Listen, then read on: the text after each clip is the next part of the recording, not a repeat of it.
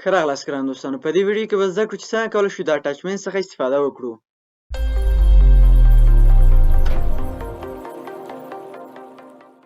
راځو اګزاکټ سیسټم خلاصوو.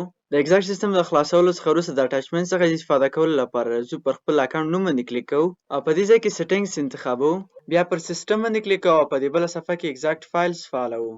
او د اګزاکټ فایل د فعالولو څخه وروسته له دې صفحې څخه بیرون وځو. پر ډاشبورډ باندې کلیک کوو او اوس تاسې کولی شئ اګزاکټ فایل په ډاشبورډ کې وګورئ. او د اګزاکټ فایل د فعالولو څخه وروسته پر کنیکټ باندې کلیک کوو او په دې مرحله کې خپل تلیفون او کمپیوټر له یو بل سره وصلوو. د تلیفون او د کمپیوټر وصلولو لپاره څو مرحلې لرو. په لومړۍ مرحله کې خپل اصلي کمپیوټر د وای فای سره وصلوو. نو وای فای سره د کمپیوټر وصلولو لپاره ټاسک بار ته راځم، د نیټورک په آیکن باندې کلیک کوم او غواړم چې خپل کمپیوټر مې د اګزاکټ سیسټم وای فای سره وصل کړم. پر اګزاکټ سیسټم باندې کلیک کوم، کنیکټ انتخابوم، د وای فای پاسورډ اضافه کوم، نیکسټ او یس باندې کلیک کوم.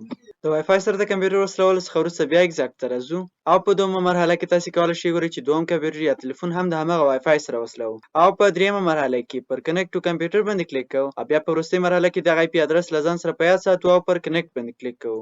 او د IP ادرس د یادولو څخه وروسته خپل تلیفون ته راځو. د IP ادرس د یادولو څخه وروسته تاسې کولی شئ وګورئ چې موږ خپل تلیفون ته راغلو. په تلیفون کې اګزاکټ سیسټم خلاصوو او پر کنیکټ باندې کلیک کوو. په هاوس اډرس کې IP ادرس چې موږ یاد کړی و اضافه کوو او د IP ادرس اضافه کولو څخه وروسته پر کنیکټ باندې کلیک کوو. او اوس تاسې کولی شئ وګورئ چې موږ د احمدي ډیټابیس سره وصل شو. د ډیټابیس پاسورډ اضافه کوو او په دې شکل سره موږ د احمدي ډیټابیس ته داخل شو. راځو ښکته او پر اګزاکټ فایلز باندې کلیک کوم او په دې صفحه کې د فایلونو اضافه کولو لپاره تاسې کولی شئ پر کیمرا باندې کلیک وکړئ. پر کیمرا باندې کلیک کوم او غواړم چې د ضیاء الله د تذکرې عکس اضافه کړم. د تذکرې عکس اخلم او په دې صفحه کې د کراپ په انتخابولو سره تصویر په صفحه کې تنظیموم.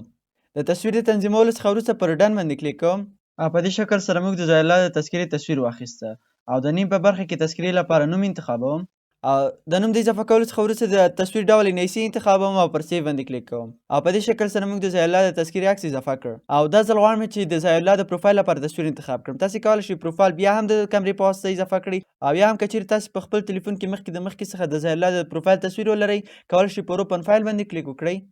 پر اوپن فایل باندې کلیک کولو څخه وروسته فوټوز ته راځم او غواړم چې د ضیاء الله تصویر اضافه کړم. د ضیاء الله په تصویر باندې کلیک کوم او په دې شکل سره ضیاء الله تصویر راغی. په مخکیني ډول سره تاسې کولی شئ بیا د کراپ په واسطه تصویر تنظیم کړئ. د تصویر د تنظیمولو څخه وروسته په نیم برخه کې د تصویر لپاره نوم انتخابوو. د نوم اضافه کولو څخه وروسته تصویر ډول پروفایل انتخابوو. د تصویر ډول انتخابولو څخه وروسته پر سیو باندې کلیک کوو او په دې شکل سره موږ د ضیاء الله د پروفایل لپاره تصویر انتخاب کړ. د فایلونو اضافه کولو څخه وروسته بیرته خپل اصلي کمپیوټر ته راځو. اوس تاسې کولی شئ وګورئ چې موږ خپل اصلي کمپیوټر ته راغلو. په اصلي کمپیوټر کې په ډاشبورډ باندې کلیک کوو او اګزاکټ فایلز ته راځو. او اوس تاسې کولی شئ وګورئ چې موږ په اګزاکټ فایلز کې دوه فایلونه اضافه کړي. لومړی د ضیاء الله د تذکرې تصویر او دوهم یې هم د پروفایل تصویر دی. له دې صفحې څخه بیرون وځو او ان پیډ ته راځو. او اوس تاسې کولی شئ وګورئ چې په دې ځای کې موږ یو نه اجرا شوې معامله لرو. پر معامله باندې کلیک کوو او غواړو چې دا معامله ضیاء الله ته اجرا کړو.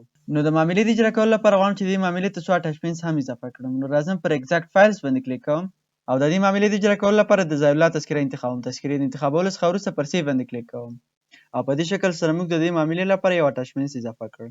او په اټچمنټس کې د فایلونو اضافه کولو څخه وروسته په ډیټیلز کې ضیاء الله د تلیفون شماره اضافه کوم او شمارې د اضافه کولو څخه وروسته ټریجر انتخابوم او پر اپډیټ باندې کلیک کوم او په دې شکل سره موږ د معاملې اجرا کولو ترڅنګ اټچمنټس هم اضافه کړل. له دې صفحې څخه بیرون وځو او په دې مرحله کې به زده کړو چې څنګه کولی شو په اکاونټونو کې اټچمنټس اضافه کړو. د دې کار ترسره کولو لپاره تاسې کولی شئ پر اکاونټس او یا هم په ډاشبورډ کې پر کسټمرز باندې کلیک وکړئ. زه په ډاشبورډ کې پر کسټمرز باندې کلیک کوم او غواړم چې د ضیاء الله پر اکاونټ کې اټچمنټس اضافه کړم. نو د ضیاء الله اکاونټ انتخابوم، بیا پر اټچمنټس باندې کلیک کوم او په دې صفحه کې پر اډ باندې کلیک کوم او لومړی غواړم چې د تذکرې تصویر اضافه کړم. پر تذکره باندې کلیک کوم، بیا پر اډ باندې کلیک کوم او دا ځل غواړم چې د پروفایل تصویر اضافه کړم. پروفایل باندې کلیک کوم او په دې شکل سره موږ د ضیاء الله تذکرې او پروفایل تصویر اضافه کړ. د فایلونو اضافه کولو څخه وروسته پر سیو باندې کلیک کوم او په دې شکل سره تاسې کولی شئ اکاونټ ته اټچمنټس اضافه کړئ. بیا له دې صفحې څخه بیرون وځو او ډاشبورډ ته راځو. او په دې مرحله کې به زده کړو چې څنګه کولی شو د مشتري لپاره کارت جوړ کړو. نو مشتري د کارت جوړولو لپاره پر اکاونټ او یا هم په ډاشبورډ کې پر کسټمرز باندې کلیک کوو. پر کسټمرز باندې کلیک کولو څخه وروسته په دې صفحه کې د ضیاء الله اکاونټ انتخابوم او بیا پر کسټمر کارت باندې کلیک کوم او کارت د تصویر انتخابولو لپاره پر سلیکټ پکچر باندې کلیک کوو او په دې صفحه کې د ضیاء الله د پروفایل تصویر باندې کلیک کوم. اوس تاسې کولی شئ وګورئ چې موږ د کارت جوړولو لپاره ضیاء الله تصویر انتخاب کړو او کارت د پرنټ کولو لپاره تاسې کولی شئ پر PDF باندې کلیک وکړئ او د هغه څخه وروسته تاسې کولی شئ کارت پرنټ او یا هم په خپل کمپیوټر کې یې سیو کړئ. د اګزاکټ په هکله نور معلوماتو لپاره تاسې کولی شئ د اګزاکټ ویب سایټ او یا هم د اګزاکټ سوشل میډیا ګروپونو څخه لیدنه وکړئ.